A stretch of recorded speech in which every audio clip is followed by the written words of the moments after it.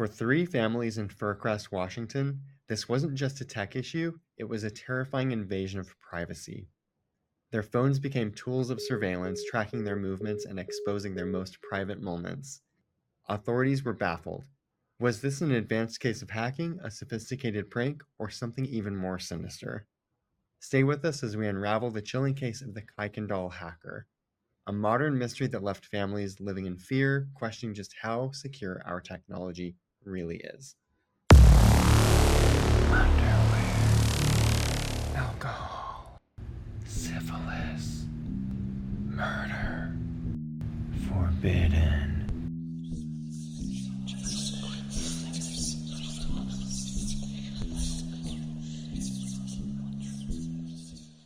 Wow, I'm intrigued. Well, welcome everyone to Forbidden, the podcast where we discuss the dark, disgusting, and the disgraceful.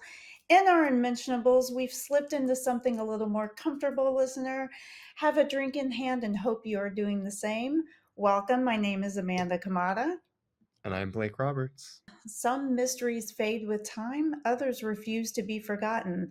Let's examine the evidence, explore the theories, and ask the questions that still demand answers. Welcome to our limited series, Unsolved. So I guess I could just want me to dive right into it. Sure. I'll edit all this stuff out. It'll be tight. I'll make it tight like a butthole. Or maybe I'll leave that in. Yeah, This leave was that fun. in. Then we know our process. And also I need to refill my wine. Oh, let's do that actually. Do you want me to Because pause real quick? no, Oh, I don't okay. even know what you're drinking. Oh, well, thanks for asking. I am doing a low calorie vodka soda this evening. Shocking. Something different. Hmm. Well, I just finished an Albarino and I am now switching to a Cote de Rhone. So, I thought maybe you were going to be drinking a Washington State wine this evening. this one was open and is now empty. So this is what I got. There you go. Yeah. Well, pray tell, Blake, what is going on with technology these days? This is going to freak me out. I can already tell. Yeah, this one is freaky. Yeah. In 2007, 16-year-old Courtney Kuykendall from Fircrest, Washington, found herself at the center of a bizarre and deeply unsettling ordeal. It all started with a simple text, just one word, gay, sent from her phone to friends. But she claims she never sent such a text. At first, Courtney dismissed it as a technical issue, but soon the situation escalated into something far more disturbing. What started as strange texts quickly escalated. Soon the calls began, and the voice on the other end wasn't just threatening, it was watching.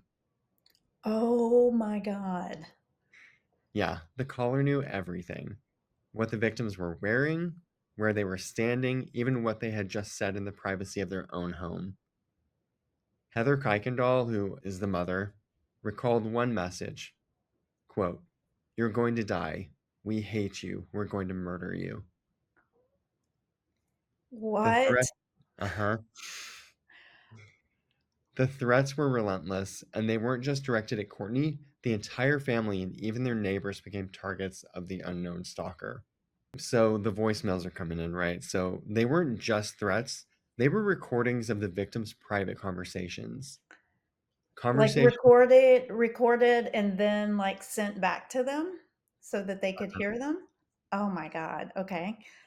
yep, conversations inside their own homes. One message even included a recording of the family speaking with the detective investigating their case. Oh my God. It was as if someone was listening at all times, no matter where they were or what precautions they took.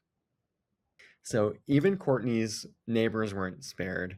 Andrea McKay, who also claimed to be a victim of the mysterious harassment, experienced a chilling moment while standing in her kitchen cutting limes. A call came through, and the voice on the other end simply said, "I prefer lemons." Oh, shut up. Uh-uh. Oh my God. Yeah, That's that's fucked up. crazy. Yeah, that is messed up. I've Yeah. got like chills. Like, yeah. I hope my door's locked downstairs. One can hope, but it doesn't matter. But it doesn't matter in this case. Yeah. Okay. Go on. So the most terrifying call came to the McKays during the day. The voice on the line made a horrifying claim. There was going to be a school shooting. Their children were in class at the time. The McKays later described how their fear escalated from discomfort to sheer panic.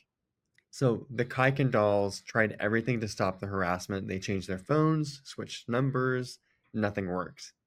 The calls continued. The threats never stopped, and the question remained, how is this happening? As the harassment escalated, the victims turned to the police for help, but what investigators discovered was more disturbing than anyone had anticipated.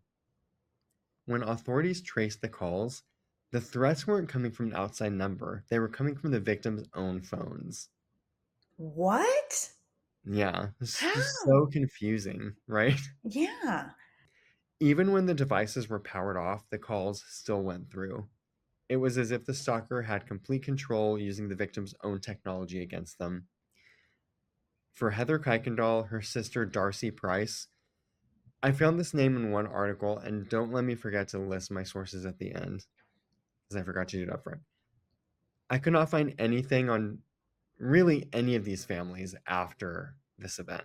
So Darcy Price, the sister, I could not find anything on her. I don't know what happened to her side of the story, other than that something happened. So Heather Kuykendall, her sister Darcy Price, and their neighbor Andrea McKay, the realization was their phones had been hijacked. But it didn't stop at calls. Phones began turning on by themselves. Ringtones changed without warning. It was clear they were being watched, monitored at all times, and no one, not even the police, could explain how or why it was happening. That is so scary. Oh my God. So, the idea of phone hacking, often referred to as phone freaking spelled with a PH. Phone freaking. PH. Okay. Yeah. So, it's I've not an never heard offense. that term. I hadn't either. It sounds so 90s. It does. So, it isn't new. It actually dates back to the 1950s when tech savvy individuals learned how to manipulate telephone systems, hack payphones, and even impersonate phone operators to make free calls. Over time, these techniques evolved, becoming more sophisticated and more invasive. And by 2007, the same year that the first iPhone was released, digital technology had made phone security more vulnerable than ever. At the time, listening to someone's voicemail required only a simple 4-digit passcode, something easy to guess. Mine is 1, 2, 3, 4. Mine's 5, 6, 7, 8. And so, with the right software, a person's movements can be tracked in real time through GPS technology. So, is this the work of a modern day phone freak, someone with advanced knowledge of digital surveillance, or is something else at play here?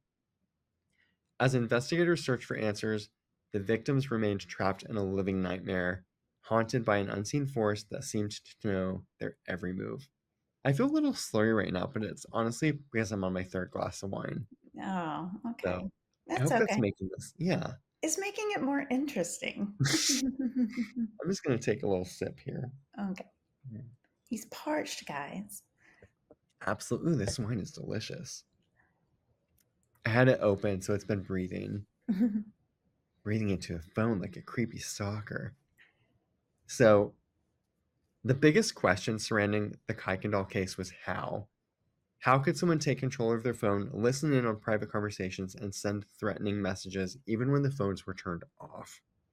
And what year was this again? 2007? 7. Uh-huh. Okay, so this is before, like, people were doing a lot of stuff like camera phones and stuff like that, so this is purely, like, voicemails and stuff like that, right? Because 'Cause I'm trying to think, didn't the iPhone come out in, like, 2008? Like, I know that you could take photos with phones, but I was just wondering if this involved photos and voicemail. I forget now. I feel like there was something with a photo. I don't recall. Okay. And maybe it's here in my story, and I Oh, haven't gotten to it yet. sorry. I'm I getting know, ahead of myself. mm, I'm freaked out. when I'm getting behind myself with all this wine. Well, the answer may lie in advanced hacking techniques. Shall we dive into that? Yes. So, these are methods that cyber criminals use to gain access to phones, steal personal data, and even take full control of a device without the victim realizing it.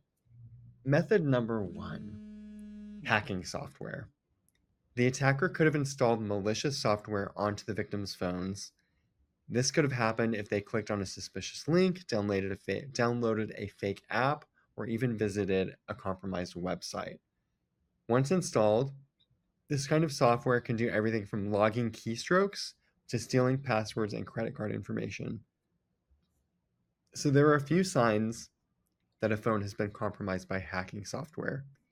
One, the battery drains much faster than usual.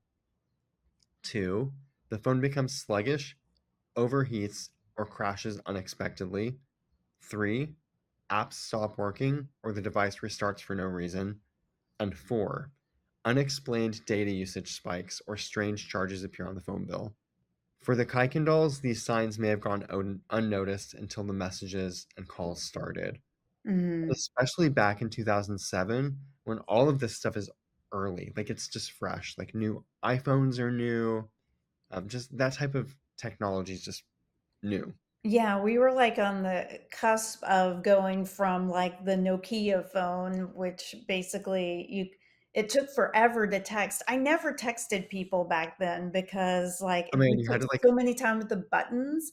you had to like Um, press it 3 times, like number one 3 times to get C, C. Hey, and and then U, U, N, and and then T. It just takes forever to spell the words that you really need to communicate to people. yes, exactly, yeah. Former So that lover, time was yeah. it was brand new, so if things were happening, you probably weren't aware, like, now you would There's pay maybe more attention to something like that. You'd be like, "Oh, why aren't my apps fucking working?" yeah, there's no frame of reference, like, the Kuykendalls were the benchmark, Right. right? Like, this is so brand new.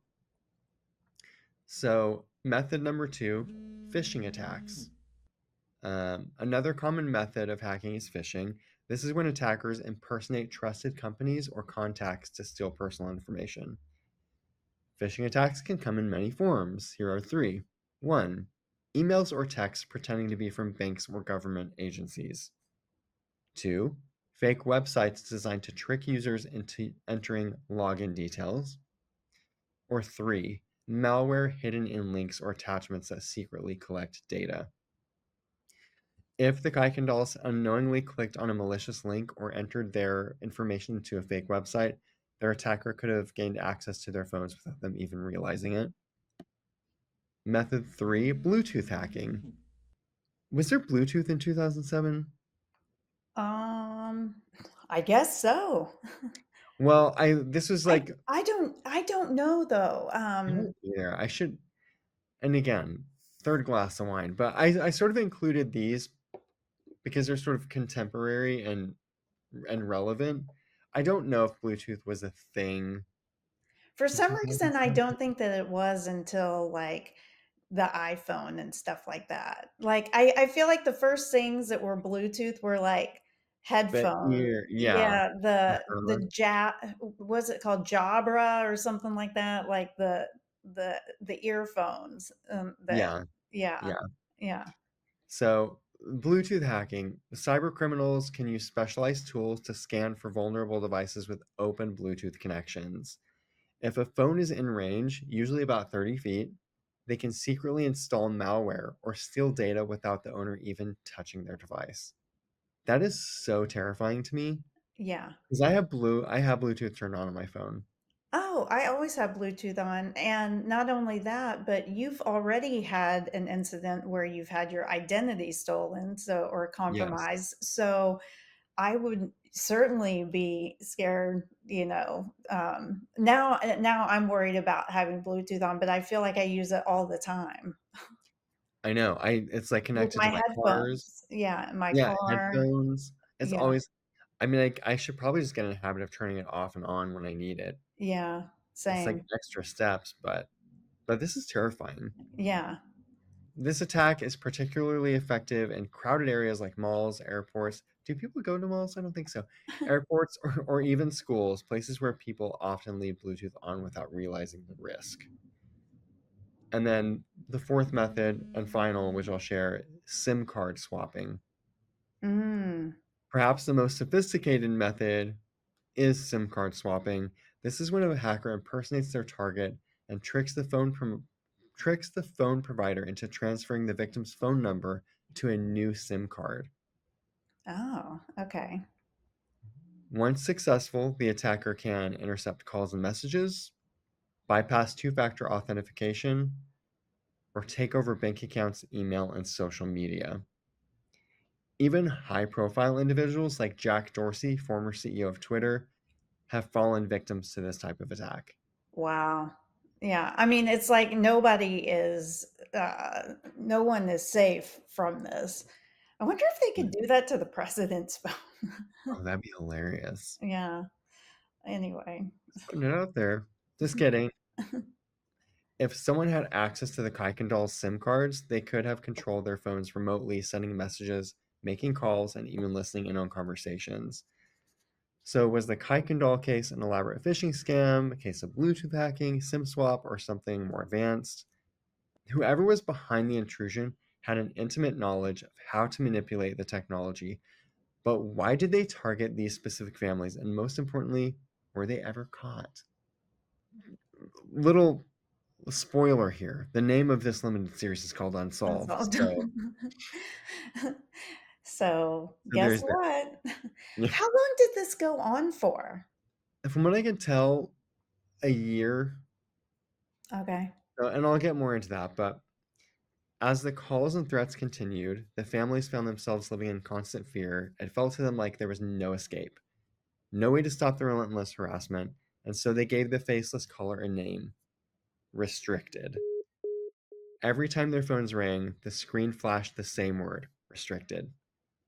There was no traceable number, no way to call back, just a voice on the other end that always seemed to know too much. Desperate for answers, the families turned to their phone provider, Sprint, but Sprint wasn't convinced. So this is a quote from Sprint spokesman Matt Sullivan. And again, this is maybe 2007 to maybe 2008. Quote, "We are unaware of any technology that would allow the activity that's being reported here." End quote. Sprint's response left the families feeling abandoned. If their own phone provider didn't believe them, who would? Even law enforcement struggled to make sense of the situation. The investigation led nowhere. There were no leads, no suspects, no evidence, just a trail of fear and unanswered questions. But some experts weren't surprised. Surveillance specialist James Atkinson explained that hackers can do far more than most people realize. With the right knowledge and tools, they can remotely control a phone, track its exact location, record conversations, even activate the camera, all without the owner even knowing. So basically, nobody is safe from this, and Right. this can happen to you at any time. Yeah, And there's no way to like make it not happen. right. My whole goal in life, like my one of my I just want to scare people, and I think I can do it here. Yeah, that's crazy. Okay, Yeah, go share on. this with your kids. According to Atkinson, most police officers had no idea how these attacks were even carried out. The families had proof that something was happening to them, but no one could explain how or why. Their phone provider denied it, the police couldn't stop it, and Restricted kept calling. Months passed, the calls didn't stop. The families never knew when their phones, once tools of communication, would turn against them. "I know where you are. I know where you live. I'm going to kill you." That was just one of the many voicemails that haunted them. Each message was a reminder that no matter what they did, changing phones, switching numbers, pleading for help, Restricted always found a way back in. In 2008, just a year after the Restricted case, investigative that was so BBC of me. Yes, it is. Investigative journalists here in America decided to test just how vulnerable our phones really are. Indianapolis station WTHR's 13 Investigates purchased and installed spyware on producer Cindy Hebert's personal phone with her permission. Okay, The, I was about to say. uh-huh. It's a great way to get back at your boss. The installation process was tedious, but once complete, the results were chilling. Investigative reporter Bob Siegel was able to listen to Hebert's phone calls in real time, receive copies of her text messages and call logs, track her location via satellite instantly and precisely. But the most disturbing discovery, the phone became a live spy device even when it wasn't used, or even when it wasn't in use. At one point, while Hebert sat in a meeting on the 36th floor of a downtown Indianapolis building, Siegel eavesdropped from 4 miles away, listening in on her surroundings without her even touching the phone. Oh my god. And the worst part, this wasn't a secret military grade tool. 13 Investigates found over a dozen companies openly selling this kind of spyware. Prices ranged from as little as $60 to What? $3,000 at the ceiling. Oh $3,000. my god, to become like a total terror to somebody and Yeah. stalk them and stuff like that. This scares the shit out of me. Uh-huh. Like, yeah. Oh my god, this is scary. Yeah. So this is in 2008. So I don't know if this kind of software is as easy to get now. Hopefully not. I Hopefully mean, not. we all know the dark web is out there. Yes. Many of these software companies were based in countries like Thailand, Taiwan, and the UK, where US privacy laws couldn't reach them. If a group of journalists could access this kind of technology so easily, what could a determined hacker do? You know? Right. So the case of Restricted remains unsolved, obviously. Despite months of terror, law enforcement never identified the person or people responsible. The Kuykendall family and their neighbors eventually stopped receiving the calls, but not because the authorities caught anyone. As far as we know, the harassment simply stopped. In an era where our phones are always in our pockets, always connected, always listening, how safe are we really? And that is the Kuykendall Hacker. Oh my god, that is so terrifying. I Yeah. mean, and to like well, we've talked about how like crazy stalkers are. Like to know that somebody could stalk you that easily, like I don't like the whole like tracking GPS thing at all. No. No, like, and I know you don't watch a lot of Bravo or whatever, but there's a show called Vanderpump Rules, that Tom Sandoval was on, or now Vanderpump Rules went away. So, I know him for traders. yeah, you know him from Traders. But there was like a gal on there, her name's Sheena, and she like tracks all of her friends. And Yeah. I think that is so weird, like, I don't I don't have anyone that I track or who tracks me that I know of. I I mean don't need you knowing what glory hole I'm going to, I you know? know. It's just so like, to me, that's so, like, such an invasion of I think the invasion of privacy thing, like, would, like, really freak me out, and then just, like, not knowing where this person was or if they could see me, and, I mean, obviously, they were in a situation where someone knew exactly what all of them were doing, like, that is Yeah. terrifying, and it's terrifying to know that it was so easy to do, and that You know, nobody got caught. I know.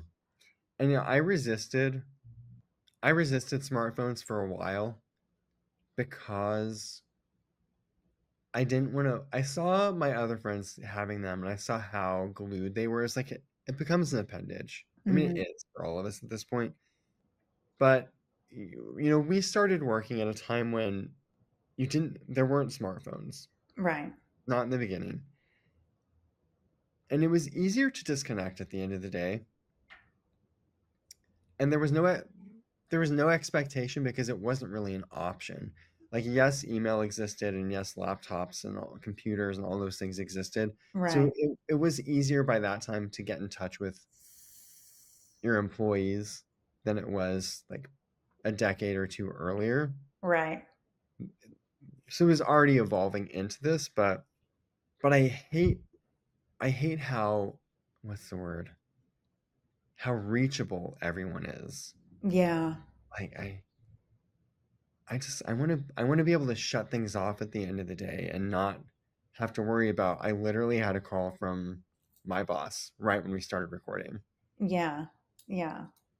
I know, it's like I mean, I was sitting at my desk today and my boss called me on my phone, because she was, Yeah. like, in a meeting and needed something real quick, and so, like, she called me on my phone. I was just like, "Oh my god, that's crazy," like, Yeah, um, there was a time I mean, when I first started working in the late '90s, like, we had just gotten cell phones, like, cell phones were just being a thing that, like, you used regularly because they were still sort of expensive and you had, like, a limit on your minutes every month and stuff like that. Like, I didn't have, like, a full-on use of cell phoneage until, like, my first job after college. yeah. And even back then, like texting and cell like photos were a novelty because the photos were never good. Like the No. quality was shit. And texting was, as we mentioned Tedious. earlier, tedious. Yeah, And it until was the just BlackBerry easier. came along. Yeah, which I never had. My favorite phone was the Motorola Pebble, even to this day. I loved my little Nokia, like or Nokia. They Mhm. came in all the little colors. I had an orange one. I had an orange Pebble, and are you familiar with the Pebble? I don't think I am. It's shaped like a pebble, so it was like it was like a river stone, like smooth and Uh-huh, like round and small. It was a flip phone, like a but it butt was sort of plug. like I used it for that sometimes. Um, but yeah, like flipped open, and it was so satisfying, like the weight of it, because it wasn't super lightweight, but it wasn't super. It was just like a nice weight to Yeah, it, and I just love that phone. I miss it still. yeah. I loved my BlackBerry when I got it because I loved the fact that I could, like, type quickly on it. Mhm. I resisted the iPhone for quite some time myself, Yeah, just because of, like I didn't want like the keyboard on the thing. I didn't want right. I think I didn't want to be as reachable, Yeah, same. like I think that that didn't appeal to me for a while. I mean, that's why like I mean, this is totally off subject, but like it was awful for me when Facebook came out because I was a very early adopter to like social networking and because I lived in Seattle at the time, and Mhm. like so I did like the Friendster and that sort Mhm. of thing. But Yeah. like everyone that I went to like high school with and stuff like that who were in Arkansas and these other places, like they weren't living in a place of technology, so they weren't doing that. And then it wasn't until so I remained like really undetectable for about 10 years after I graduated from college, Mhm. because like unless I wanted to be in touch with you, like I wasn't in touch with people, and Mhm. I felt like nobody knew my business. And here I am putting all my business out like into the world right now, which is kind of Right. ironic. But Yeah. at the time, like I hated it so much because when Facebook blew up and then like everyone got on Facebook, it was just like ping, ping, ping, ping, ping, like all of these people that like I hadn't seen or talked to in 10 or 12 years, if not more. And quite frankly, I don't know that I was friends with a lot of them anyway. Like Yeah. these are people who talked about me in high school and all that kind Yes. of shit, and it's like, Uh-huh. oh, now we're friends. Okay, that's cute. Right. you I know, I found out. So I was in college when Facebook rolled out, and Yeah. it started at what, like it was at Harvard or whatever, Yeah. Mhm. and it's like slowly rolled out. And I was at Savannah College of Art and Design, so eventually it got to us. Mhm. And I remember being excited and signing up because it was social networking. Like it was a way to sort of meet people at your Mhm. school. That was like how it started.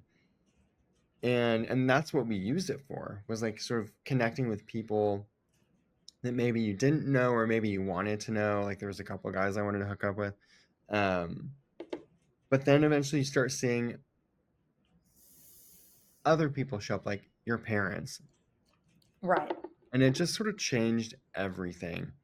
But hang on, I'm gonna share my sources, but I need to ask you a question Okay. about what you're wearing after. So Okay. sit tight. So my sources, because I don't want to forget. McAfee.com. So is that McAfee or Oh, McAfee? McAfee? Yeah. McAfee. Yeah, Yeah. the Security software. uh, yeah. So I got an article from them.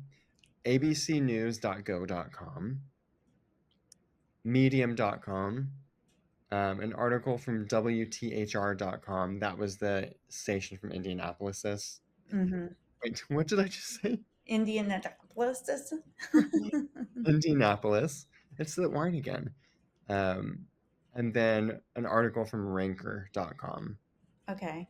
So I really enjoyed this, like putting this one together. Yeah, it's so crazy, and it's so nuts. I can't help but think that there are probably sophisticated software out there that is doing the exact same stuff right now. Yeah. Now, I don't know if providers like AT&T and T and Sprint and all these, like I wonder if they have built their own thing to combat this at all, like but it's really scary to think that somebody could like take over your world so easy so seemingly easily, it doesn't Yeah. I always thought that like hackers were more so like these like people who were just like super smart, and I know that there are people like this who can break into like any computer system or whatever, and they go and like hack banks or companies and stuff like that. I didn't realize how seemingly easy it could be for somebody of moderate intelligence to do that, to Yeah. somebody, to take over someone's life like that. So, and it's really scary, and it makes me not want to use my Bluetooth as much. And I Yeah. mean, think of all the like I use it all the time in public spaces because I'm on my like have my headphones in when I'm Hmm. walking through the city, when I'm when I'm not at the mall. The mall. That's so I funny. know. I love that that Like, came. do I mean, I people guess go in to malls? 2007, Yeah, oh, totally in 2007. I used to it was meet like my friend at the mall all the time, and we would go shopping at Forever 21. I would go to Barnes and Noble and like read the magazines and have a Yeah, coffee. Well, I yeah, didn't drink coffee, but I have a tea, you know? yeah, yeah. No, So that one was really fun and really creepy. it was creepy. So Amanda looks gorgeous this evening. Oh, Is stop. this No, for real. Is this an outfit or is this a bra? It's a bra. It's a What bra that's part of a lingerie set. Oh, you can what probably see a little outline the nip there. see a little areola?